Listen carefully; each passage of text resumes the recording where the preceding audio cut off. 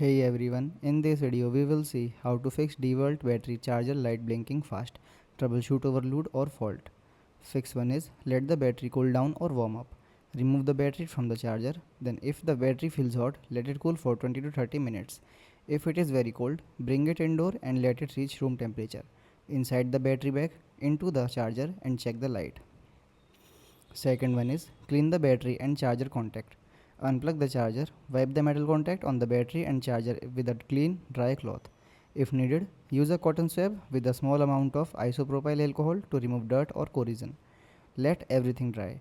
Then reconnect the charger and try again. Third one is reset the charger. Unplug the charger from the power outlet, then wait for about 5 minutes.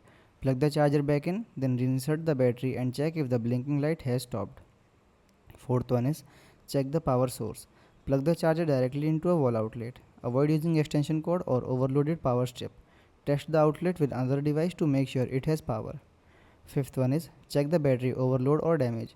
Inspect the battery for crack, swelling, burn marks or sign of water damage. Do not use or charge a damaged battery. Replace the battery if it shows physical damage or continues to trigger a fault. Thanks for watching.